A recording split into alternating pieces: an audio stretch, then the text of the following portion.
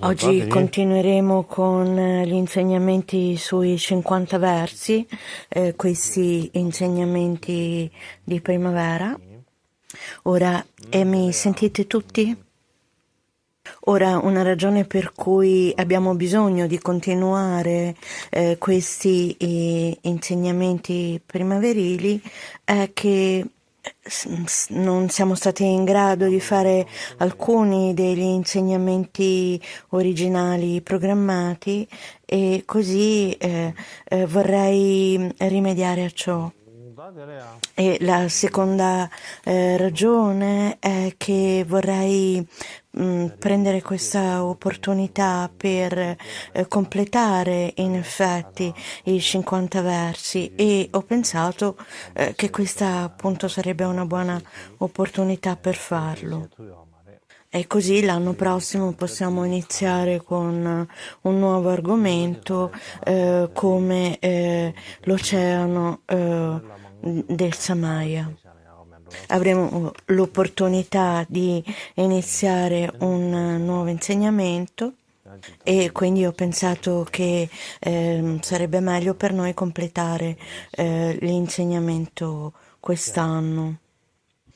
Ed è per questa ragione che abbiamo esteso la durata di questi insegnamenti ed aggiunto alcune sessioni extra. Quindi oggi stiamo iniziando, stiamo riprendendo, quindi non c'è bisogno che io dica molto a riguardo, ma in generale quando si pensa a seguire un amico spirituale o a seguire un guru, questa non è soltanto una cosa di Dharma, ma è così anche in termini dei modi del mondo. Noi consideriamo anche gli insegnanti e i nostri professori come estremamente importanti. E per noi anche seguire un maestro spirituale o seguire un guru è molto importante. E in particolare seguire un guru è estremamente importante nel mantra segreto, nel veicolo Vajrayana del mantra segreto. Ora, la ragione per cui questo è estremamente così importante è descritta dall'ottavo Karmapa in questo testo Prajna e mente indivisibili. All'inizio di questo testo, quindi lui dà le ragioni particolari per cui seguire il guru è importante. E ho pensato che sarebbe bene spiegare i punti principali che lui insegna.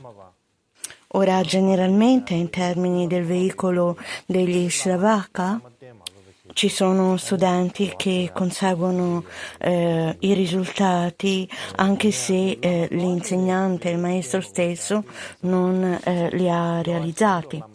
Per esempio, prima che Ananda raggiungesse lo stato di Arahat, alcuni degli studenti, uno degli studenti al quale insegnava, raggiunse il livello di un Arahat. È così che viene insegnato, giusto?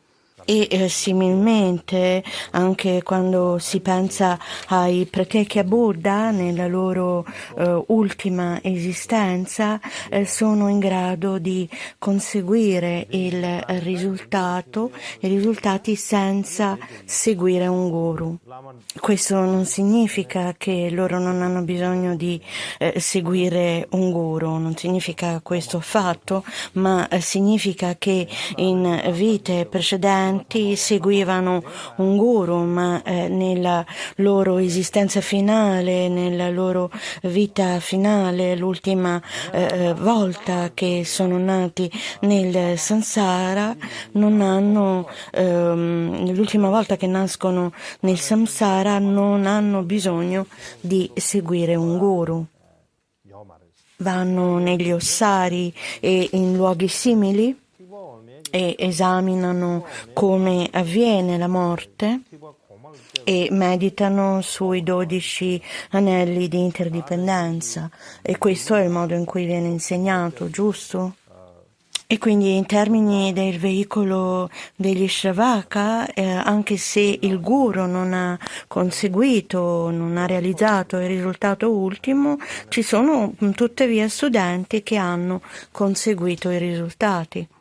E con i Buddha, con i Praseka Buddha, nella loro ultima esistenza, questi possono conseguire tale livello di liberazione, possono conseguire il risultato anche senza seguire un guru.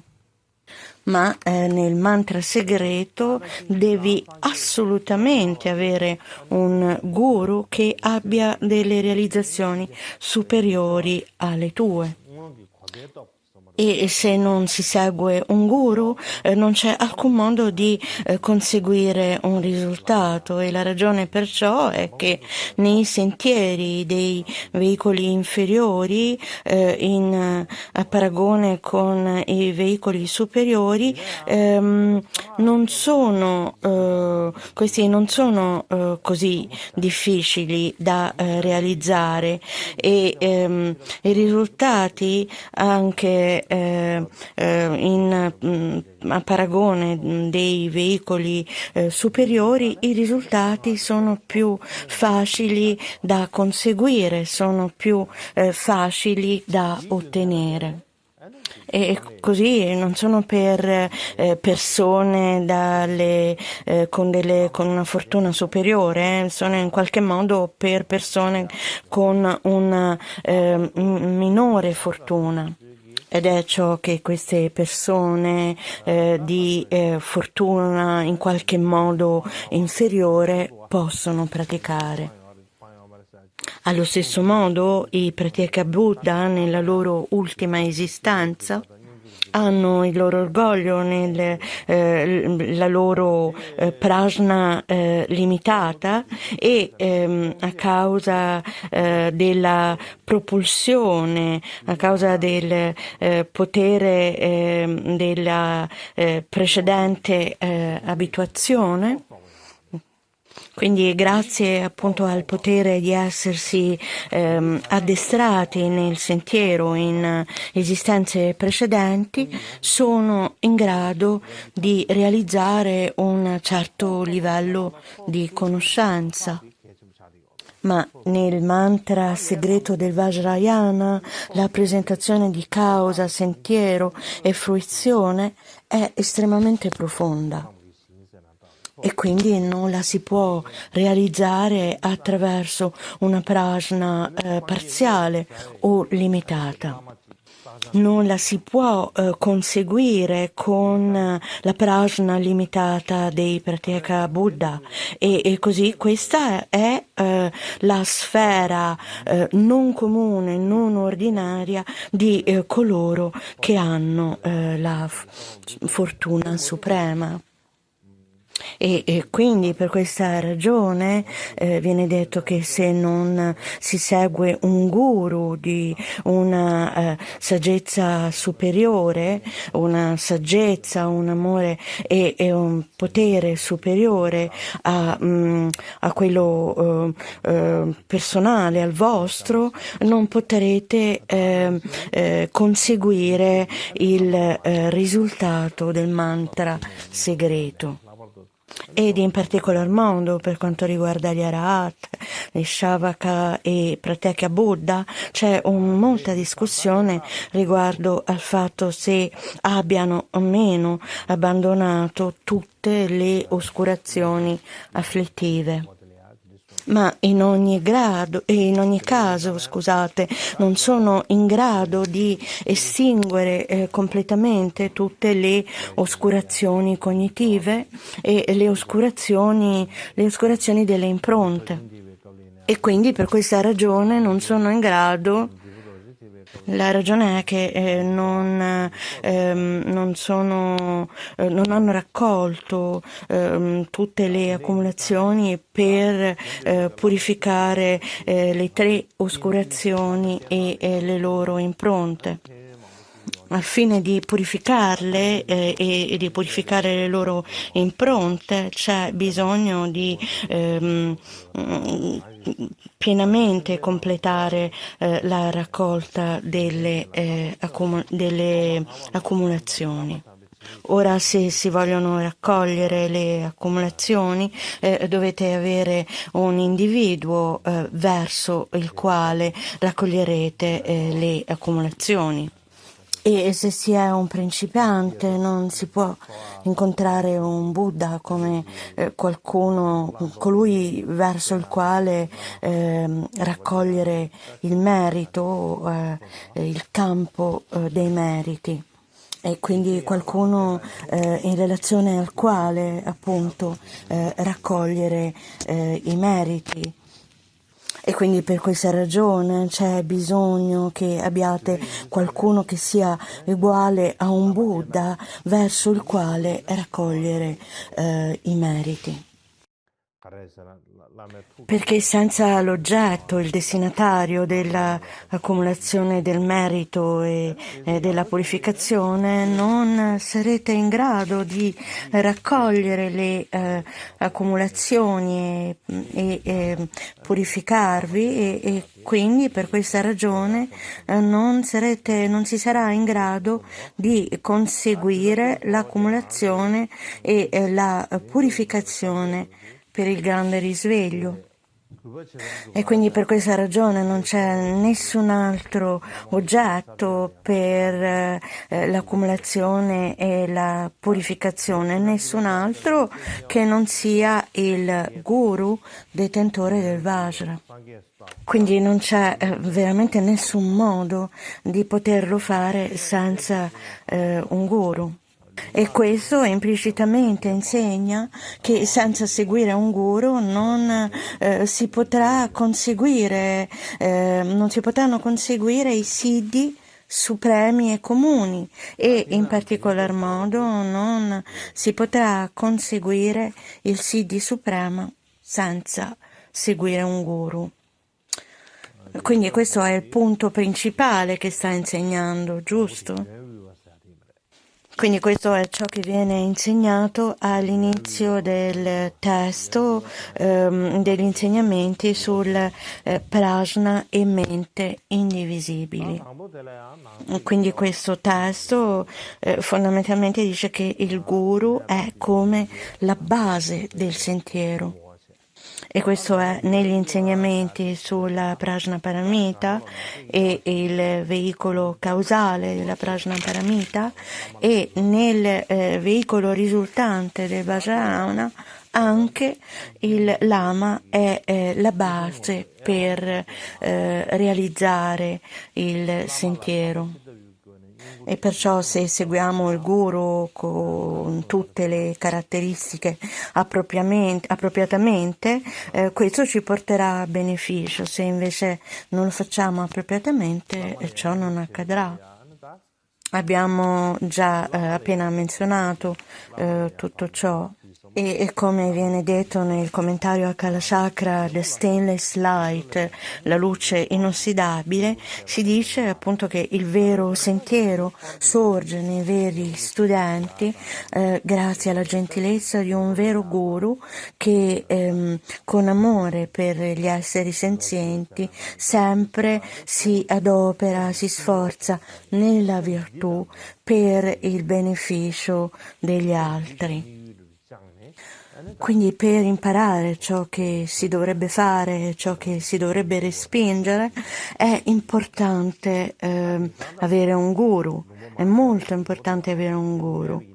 E se non seguite il guru appropriatamente, ci sono poi molte difficoltà che sorgeranno.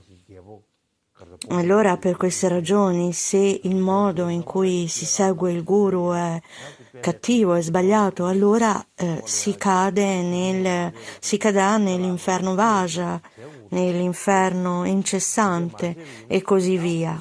E la ragione perciò è che quando si delude o si disturba il guru, allora si cadrà nell'inferno Vajra.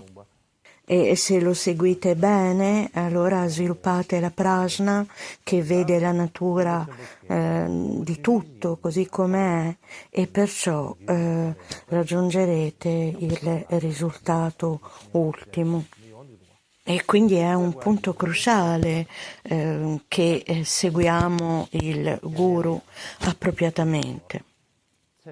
Quindi a questo punto siamo giunti al passo nella sessione per quanto riguarda lo schema di Tsongkhapa, al punto in cui si parla di come essere rispettosi verso il guru. Ora questo ha 8 punti differenti, ci sono 8 punti differenti qui ed il primo è fare offerte, poi vederli come un Buddha, realizzare, compiere le loro istruzioni, come trattare il guru e le cose del guru e il suo seguito, e essere puri nel comportamento immediato, particolari dettagli del servire con corpo e parola, abbandonare l'orgoglio, non agire indipendentemente. Quindi ci sono queste 8 parti e tra di loro oggi parleremo della prima di queste, cioè il fare offerte. Quindi fare offerte qui è il punto principale. Quindi questa prima ha 4 punti principali, ma non c'è bisogno che li vediamo tutti al momento. Ora, quando si parla del fare offerte e la ragione a proposito di questo nel Leva Mudra, Pointing Out the Three Kayas, istruzioni dirette sui 3 kaya di Mikyo Dorje, lui ha scritto in un passaggio come bisognerebbe servire e seguire il guru. E questo dice che quando si sta seguendo un guru, servendo un guru e quindi facciamo offerte al guru, servire il guru non è come o non è nello stesso modo fatto nello stesso modo in cui un cortigiano servirebbe il re. E la ragione è che quando i cortigiani servono il re e quindi fanno offerte, la ragione principale di ciò è che essi vogliono le ricchezze di questa vita e quindi è connesso a questa vita il loro scopo, lo scopo a cui stanno mirando riguarda questa stessa vita. Ed è per questa ragione che adulano il re e cercano di servire e compiacere il re. In questi giorni la gran parte dei paesi non ha re, ma ci sono presidenti e ministri e così li si adula. Ma ci sono presidenti e ministri e quindi così vengono adulati e a volte per esempio durante il nuovo anno o in occasione dei compleanni dei presidenti si fanno cose per adularli, si fanno in qualche misura dei giochi e se non si fanno loro offerte poi può accadere che a un certo punto si ha bisogno del loro aiuto e particolarmente in paesi asiatici questo è molto forte, è un po' meglio in Occidente, ma nei paesi asiatici, per esempio in India e in Nepal, anche se non sono un grande ministro, un ministro importante, ma dei rappresentanti governativi umili, occorre trattarli bene e c'è bisogno di far loro dei doni. E questo accade, giusto? E la ragione per cui dovete fare questi doni, dare questi doni, è in realtà l'ottenere una qualche sorta di profitto per questa vita. E quindi la ragione è che avete speranza di un profitto in questa stessa vita e quindi se trattate la persona bene normalmente, quando accade qualcosa poi essi vi aiuteranno in cambio a loro volta, e questo è il modo in cui funziona, giusto? Ma quando si pensa al guru e all'amico spirituale, allora quando li stiamo servendo, non è che li serviamo, facciamo offerte o li seguiamo allo scopo di fare qualcosa per questa vita, di ottenere qualcosa per questa vita, ma è perché stiamo cercando la liberazione. E quindi allo scopo di raggiungere lo stato di buddhità, e quindi per essere in grado di imbarcarci in un buon sentiero nella prossima vita ed in quelle successive. Ed è con questo pensiero in mente che noi procediamo e così, per questa ragione, lo scopo del servire il guru o l'attitudine fondamentale è differente. È veramente importante che comprendiamo questo.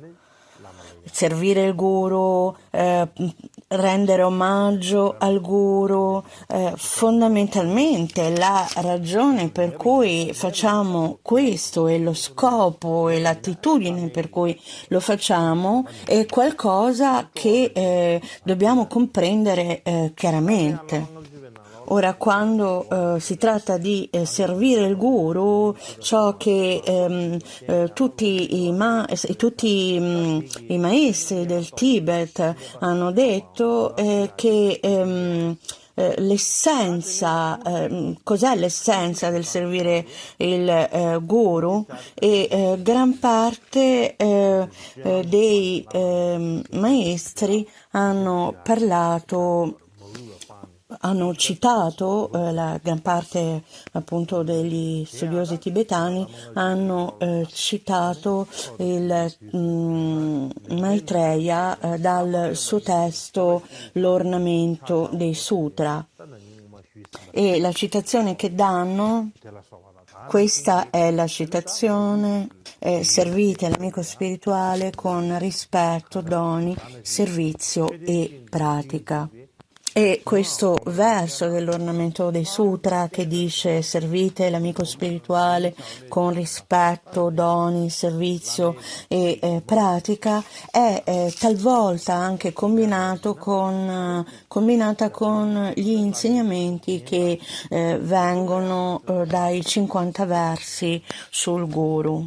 E c'è questa tradizione che fa questo.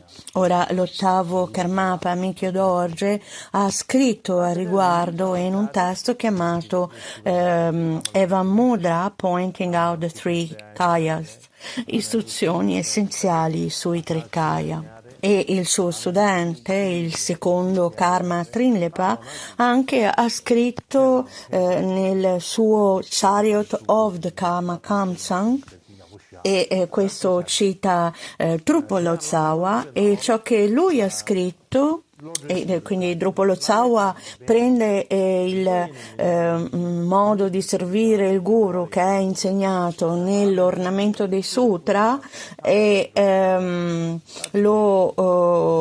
il modo in cui viene insegnato nei 50 versi riguardo al guru e combina questi due.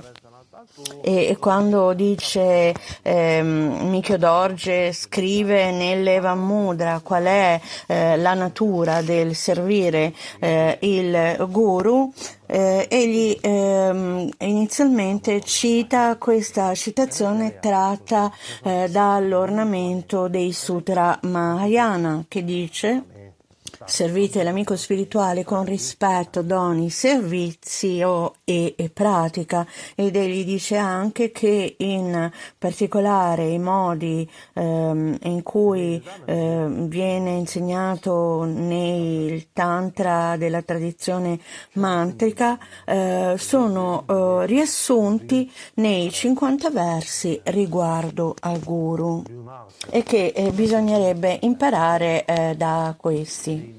In particolare il Chariot of the Karma Kamsang si spiega che questa citazione dall'ornamento dei sutra parla di servire il guru in termini di doni, rispetto, servizio e pratica. E quindi ci sono questi 4 modi di servire il guru. Si può dire che sono i modi di seguire il guru, i modi di servire il guru. E tra questi 4 punti, il primo è le offerte con doni. Quindi seguire il guru attraverso doni e quando diciamo questo, per comprenderlo, ciò che si intende è fare offerte al guru. Quindi offrire tutto, da una kata, dall'offerta di frutta, o diverse altre cose e quindi fare offerte materiali al guru e quindi offrire al guru, fare offerte materiali al guru e così via. Seguirli con rispetto significa che noi stiamo rendendo omaggio, portando rispetto al guru e quindi prestiamo rispetto al guru e non manchiamo di rispetto, non siamo irrispettosi nei confronti del guru. Quindi fondamentalmente questo è il modo in cui prestiamo rispetto al guru. E questo è ciò che significa prestare rispetto al guru. Servizio qui significa fondamentalmente assistere il guru, prendersi cura del guru, fondamentalmente in termini della loro vita quotidiana, che si tratti di aiutare il guru, di massaggiare il guru, questo accade, giusto? E quindi questi sono altri modi di servire, giusto? E tutti questi modi di servire il guru sono inclusi in questa idea di servizio. E seguire il guru attraverso la pratica significa che noi stessi pratichiamo il Dharma, qualsivoglia il Dharma il guru insegni, non lo lasciamo semplicemente lì accantonato come qualcosa che il guru ha insegnato, ma lo effettivamente mettiamo in pratica come secondo consiglio del guru.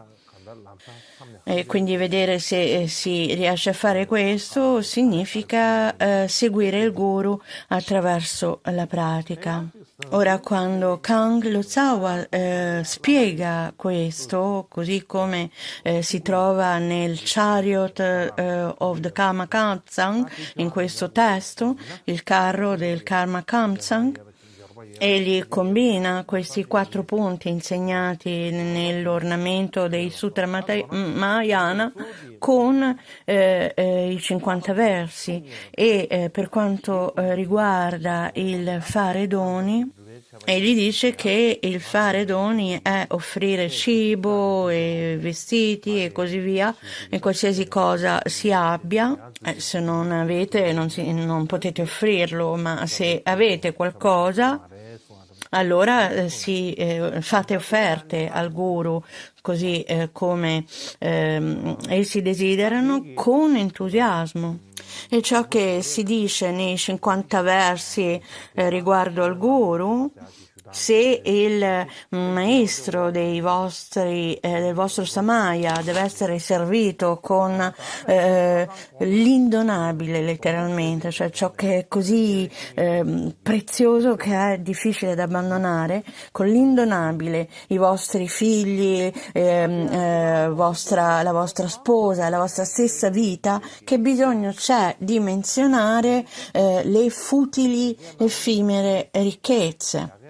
E quindi questo insegna riguardo al fare doni. Ora, per quanto riguarda il modo in cui essere rispettosi, e quindi rispetto qui, come ho detto prima, attraverso appunto il praticare un comportamento rispettoso, essere cortesi, essere rispettosi, no?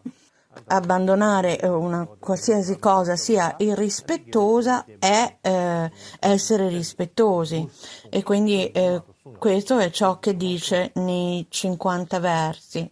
Nei tre tempi con la fede suprema, con mandala e fiori tra i palmi delle mani, riverite il guru e il maestro e chinatevi con la testa ai loro piedi. E quindi abbiamo parlato di questo l'anno scorso, giusto?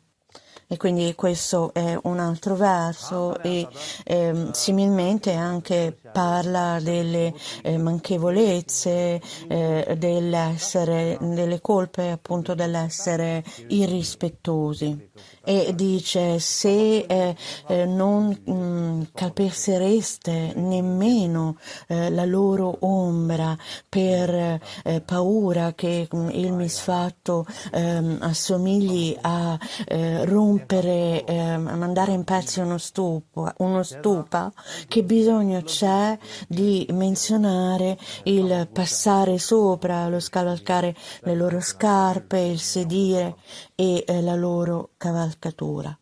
E quindi questo dice che come misfatto, se non potete, non dovreste calpestare l'ombra di un guru, nemmeno l'ombra di un guru, allora che bisogno c'è di menzionare il calpestare le loro scarpe o il sedile o la cavalcatura e così via. Come possiamo fare ciò? Come possiamo calpestare questi? Quindi non ne sareste in grado, giusto? E quindi questo è parlare riguardo a come essere rispettosi e come abbandonare la mancanza di rispetto.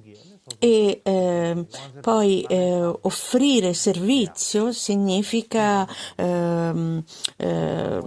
compiere i servizi, appunto prendersi cura del guru, se si sta offrendo un bagno al guru, massaggiarlo o anche strofinarlo con oli profumati. E poi asciugarli e fare qualsiasi cosa voi sappiate loro abbiano bisogno in quel particolare momento. E quindi insomma in sunto assisterli bene. E come si legge nei 50 versi, coloro che sono molto intelligenti obbediscono ai comandi del guru con sforzo e gioia, ma se ne sono incapaci, non sono in grado, spiegano loro la loro incapacità in modo appropriato. Questo sarà discusso più sotto, e allo stesso modo si dice che che quando si lavano i loro piedi e così via e si dà loro un massaggio, occorre prostrarsi a loro prima e dopo, all'inizio e alla fine. E quindi questo spiega il modo di offrire servizio al guru. Ora, ciò che seguire il guru attraverso la pratica significa fondamentalmente è soddisfare allegramente appagare tutti i comandi del guru e praticare assiduamente l'ascolto, la contemplazione e la meditazione di tutti i dharma e praticare il dharma che il guru ha insegnato, non semplicemente accantonarlo, abbandonarlo come qualcosa che il guru ha detto, ma effettivamente praticare l'ascolto, la contemplazione e la meditazione quanto più si può e vedere quanto si può praticare questo. E quindi per questa ragione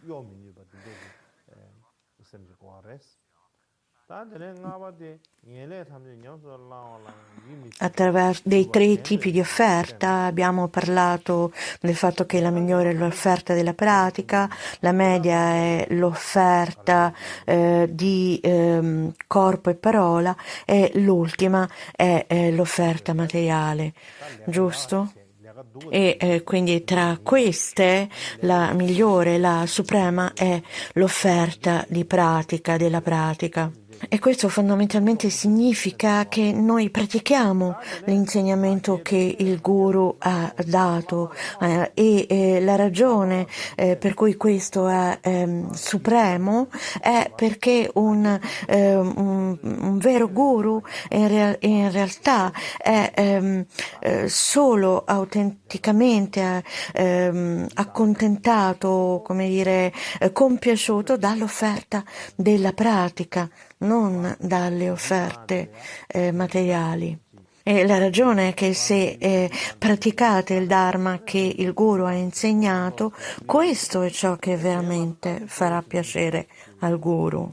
Altrimenti non farete piacere al Guru semplicemente con delle offerte materiali.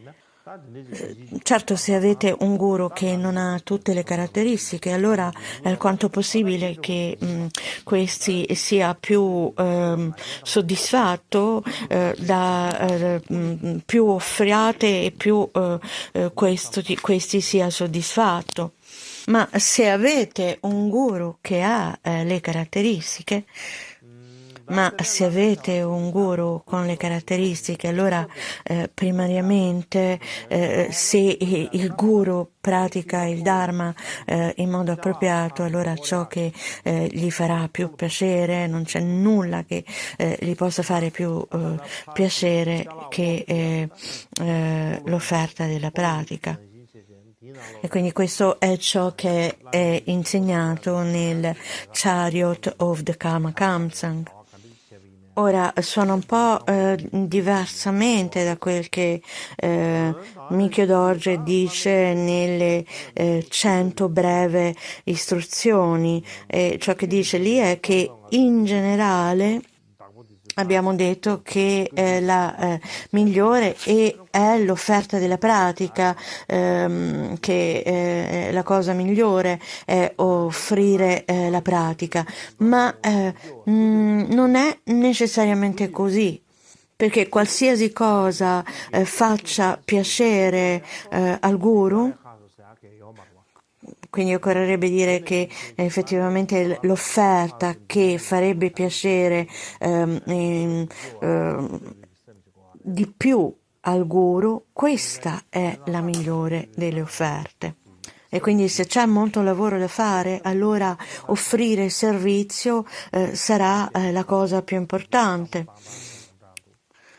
So e quindi se c'è una situazione in cui ci sono molte cose che bisogna fare e voi vi dimenticate di ciò e andate immediatamente a fare un ritiro e ad offrire pratica, ma se al guru aggrada l'offerta di corpo e parola, se il lama ha del lavoro che si presenta, dei compiti che si ha bisogno di completare e il maestro dice hai bisogno devi venire e non hai tempo per fare il ritiro, hai bisogno di rimanere e fare questo lavoro, allora lasci immediatamente il ritiro e vai ovunque sia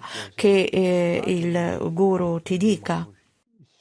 Non potete semplicemente dire, oh, sono in ritiro, sto praticando, quindi non ho tempo di fare questo.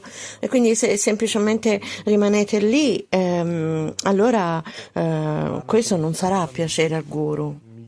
Se quindi rimanete a fare questo piuttosto che restate a praticare, allora questa non, piuttosto che fare quello che vi viene chiesto, allora questa non potrà essere la migliore delle offerte. Se invece lasciate immediatamente il ritiro ed andate a fare ciò che qualsiasi cosa di cui il guru ha bisogno e vi chiede di fare, questa è la più importante. Allora, questa è la cosa più importante. E anche per quanto riguarda le offerte materiali, a volte il guru ha qualche tipo di necessità, un qualche bisogno. E se quindi hanno un bisogno che deve essere appagato e vi dicono di comprare questa cosa allora se avete le possibilità e le risorse andate immediatamente a comprare questa cosa e poi la offrite al guru, ne fate offerta al guru. Quindi la cosa principale è accontentare, fare contento il guru. A volte si dice che l'offerta della pratica è la più importante, quindi dite oh farò questo, non ho tempo per fare ciò che mi chiedono di fare, sto facendo questa incredibile pratica di Dharma e allora restate e continuate a fare questo, allora non c'è alcun modo in cui questa possa essere l'offerta più alta. E credo che ci sia un punto importante qui. Quindi questo è il modo in cui gli insegnamenti dell'ornamento dei sutra di Maitreya e dei 50 versi possono essere combinati. Ma scenderemo più in dettaglio riguardo agli altri 8 modi in seguito. Ora, come ho menzionato prima, il Gandhavyuha Sutra insegna le 21 attitudini per seguire il guru. L'ho menzionato prima, giusto? Ora, il Gandhavyuha Sutra insegna 21 attitudini. Questo nella traduzione tibetana si dice 21. Nella traduzione cinese si insegnano solo 20, credo, quindi una di meno nella traduzione cinese, credo. Quindi si parla delle 21 attitudini per seguire il guru nel Gandhavyuha Sutra, ma quando parliamo delle 9 attitudini per fare offerte al guru, perché parliamo di ciò? ed è perché primariamente nel compendio degli addestramenti quando si cita, scusate, il Gandavya Sutra, si elencano e si insegnano solo 9 di queste attitudini, non si insegnano tutte e 21. E poi in seguito il compendio degli addestramenti divenne uno dei 2 testi sulla condotta insieme alla via del Bodhisattva che i Kadampa consideravano veramente importanti ed è per questo che enfatizzavano gli insegnamenti di questi 9. Ed è per questo, e questa è la ragione per cui quando si parla del modo di seguire il guru, le 9 attitudini divennero più conosciute in Tibet. Quindi questo è il mio sospetto, credo. Ma il sutra stesso insegna le 21 attitudini per seguire il guru. In ogni caso, queste 9 attitudini per seguire il guru incapsulano tutti i punti principali delle attitudini per seguire un amico spirituale. E il punto principale di tutti questi, secondo Lord Tsongkhapa, quando stiamo seguendo un guru, è la motivazione che dovremmo avere e allo stesso modo come dovremmo pensare. I punti principali di tutti questi sono combinati e contenuti all'interno di questi 9 punti. E quindi ho pensato di dare una spiegazione di queste 9 attitudini per servire e seguire il guru e quindi di spiegarli e darvi un'introduzione. E la prima di queste, la prima attitudine per seguire il guru è come l'attitudine di un bambino intelligente. È affidare voi stessi al guru. E ciò che questo significa è che date il controllo su voi stessi al guru e poi fate qualsiasi cosa il guru vi dica e vi dice di fare. E quindi ora non fate semplicemente tutto ciò che volete. E quindi prendete il guru come il più importante e non voi stessi. E date il vostro potere al guru e date il potere di voi stessi al guru. E come un bambino intelligente, e quindi un bambino intelligente qui significa qualcosa come un bambino che sa come ascoltare, è intelligente, sono intelligenti e quindi fanno ciò che il loro insegnante istruisce. Questo quindi è il modo in cui dovete pensare. La seconda attitudine è l'attitudine come il Vajra che rende quell'affetto così stabile e che non può essere spezzato, rotto da nessuno, indistruttibile, infrangibile. Quindi nessuno può distruggere questo affetto, l'affetto o mente amichevole che è così solida, così stabile che nessuno può infrangere. E allora nessun Mara o non importa quanto si possa essere danneggiati da qualcuno, essi non possono distruggere o spezzare questa attitudine. È come un Vajra. E poi c'è l'attitudine come la terra che porta il peso delle attività del guru. È come un'attitudine come la terra, come la grande terra, giusto? Sulla quale siamo.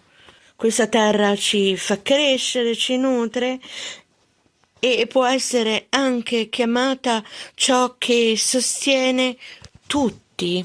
Questo mondo è il sostenitore di tutto, non c'è nulla e nessuno che non sia protetto da questa terra, che sia umano o animale o chiunque altro.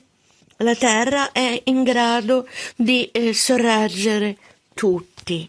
E quindi se prendete un qualsiasi onere o peso dell'attività del guru, se assumete un qualsiasi peso delle attività del guru, questo è il tipo di attitudine che dovete avere, l'attitudine come la terra che sostiene e sorregge quel peso. E la successiva, la quarta, è l'attitudine come una catena montuosa che è inamovibile, non si muove indipendentemente dalla sofferenza che si verifica. Indipendentemente dalle difficoltà che incontrate nel realizzare i desideri del guru, quando intendete soddisfarli, non pensate oh, non lo posso fare, non sono in grado di farlo. E quindi è come se la vostra mente non fosse mai toccata da ciò, non fosse mai colpita da questa, influenzata da questa attitudine.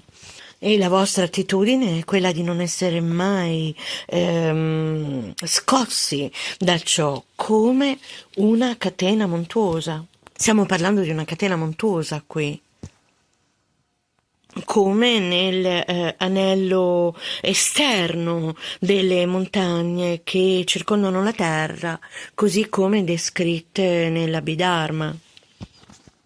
Se prendiamo la traduzione cinese, questa parla di montagne di ferro che circondano la terra secondo l'Abhidharma. Quindi questo è il modo in cui andrebbe compreso.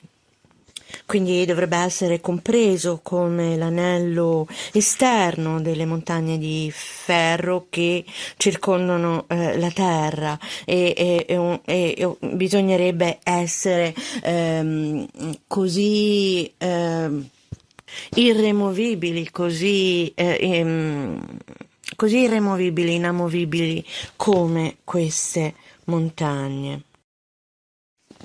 Ora, la quinta è l'attitudine come quella di un servo che si assume tutti i compiti sgradevoli senza dubbio alcuno.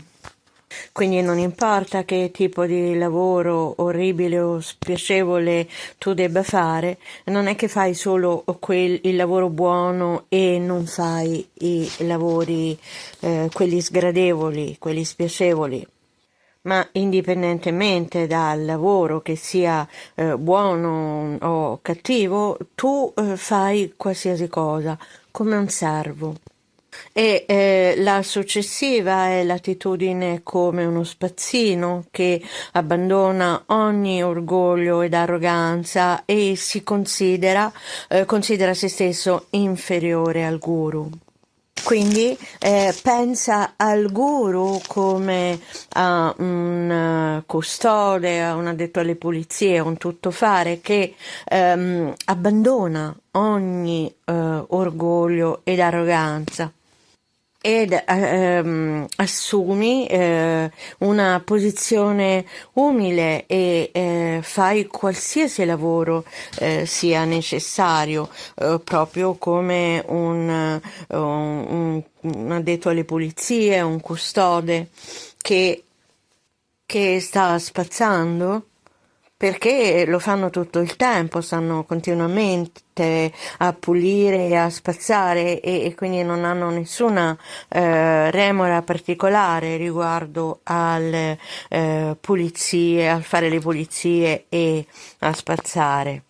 E quindi non pensi a questo come se appunto tu sia di una di una casta superiore o di una famiglia elevata e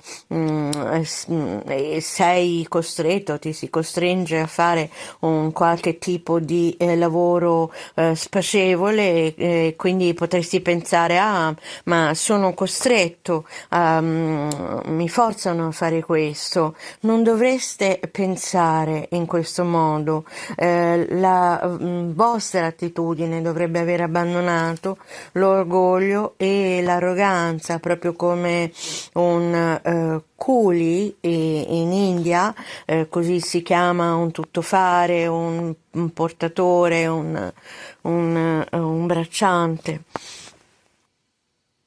E la successiva la settima è l'attitudine come un camion o un autocarro che porta con entusiasmo ardentemente i pesi del guru, i fardelli del guru, che quindi porta i pesi più grossi del guru e i compiti estremamente difficili. Quindi qui un veicolo è come un carro o un camion che si può usare per portare le cose avanti e indietro e quindi dovete avere un'attitudine come un camion che può portare cose avanti e indietro. E quindi questo, se ne siete capaci, state facendo cose per il guru e ci sono delle cose che quindi dovete essere capaci di portare, di portare tutti questi pesi. Questa è l'attitudine. Poi c'è l'attitudine come un cane che non si arrabbia neanche quando, persino quando il guru lo critica o lo rimprovera. A volte può accadere appunto che ci sia un cane e il cui padrone si arrabbia con lui, ma il cane non è turbato da questo, non si arrabbia a sua volta. Quindi dovreste avere un'attitudine come un cane. E poi dovreste avere un'attitudine come una barca che non si stanca mai di fare avanti e indietro, indipendentemente da quanto si sia impegnati nelle attività del guru. E quindi nell'andare avanti e indietro una barca non si stanca mai, giusto? E quindi allo stesso modo quando fate il lavoro per il guru, dei lavori per il guru, dovreste andare avanti e indietro e non ha importanza quanto dovete stare a fare questo, non vi stancate mai, dovete assumere l'attitudine della barca che non si stanca mai. Quindi queste sono le 9 attitudini che bisognerebbe avere, e queste 9 attitudini credo che siano dei punti veramente importanti quando si sta seguendo il guru. Il modo in cui ci pensate, la motivazione che avete. Quindi, come dire, è la cosa fondamentale è la vostra attitudine, avere questo tipo di attitudine, e credo che questi siano dei punti veramente importanti. Quindi c'è come una comparazione lì, e c'è come un mettere a confronto, e questa c'è una vera acuta comprensione, e quindi questo è com'è. Penso che per oggi sia abbastanza. Stiamo solo riprendendo oggi, stiamo riniziando, quindi non ho bisogno di dire molto oggi. Ora, una cosa che vorrei dire è che negli ultimi giorni ci sono questi paesi buddisti nel sud-est asiatico, principalmente Myanmar, appunto principalmente in Myanmar, dove è accaduto, c'è stato un terribile terremoto, e molte persone sono morte, e molti edifici nelle città sono stati distrutti, e molto danno è stato causato a moltissimi esseri viventi, e fondamentalmente una distruzione terribile per tutti. Ora sulle notizie, giornalisti internazionali non hanno molta opportunità o molta libertà di viaggiare appunto liberamente attraverso Myanmar. Quindi non siamo in grado di conoscere la vera portata di tutte le difficoltà che si trovano ad affrontare. Ma se si dà uno sguardo, deve essere una situazione veramente terribile. Sono sicuro che un gran numero di persone deve essere è morta, e delle intere piccole città sono state interamente distrutte, perché in Myanmar, in Birmania, è l'epicentro del terremoto, e quando si va a Bangkok, in Thailandia, è un migliaio di chilometri dall'epicentro. Quindi 1 migliaio di chilometri lontano dall'epicentro, ma c'è stata anche tanta distruzione a Bangkok, in Thailandia. C'era un edificio di 37 piani che è collassato in pochissimi secondi, e quindi questo è un disastro naturale terribile che è avvenuto. Ora, per qualsiasi disastro naturale accada in qualsiasi parte del mondo, questo è qualcosa per cui dobbiamo fare delle aspirazioni, offrire preghiere per queste persone che sono perite in queste circostanze. Dobbiamo appunto offrire delle preghiere per le persone decedute, e anche per tutti i sopravvissuti che sono stati feriti, e occorre pregare, bisogna pregare per la loro guarigione, veloce guarigione dalle ferite che hanno subito. Questo è molto importante, giusto?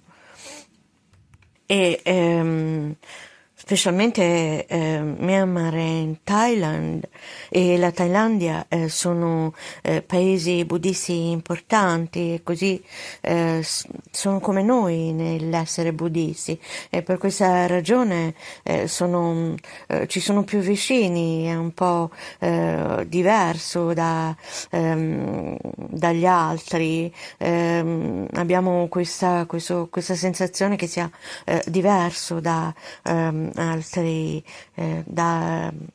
altri paesi e quindi per questa ragione dobbiamo trovare il tempo nei prossimi giorni a che i monasteri si uniscano e si possa fare una puja e si possa fare una puja appunto per loro, a loro nome.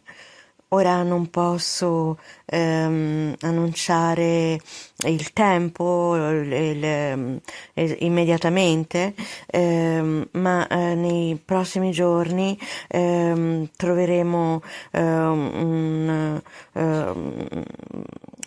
prenderemo un appuntamento e ci riuniremo per fare offerte e recitare delle aspirazioni.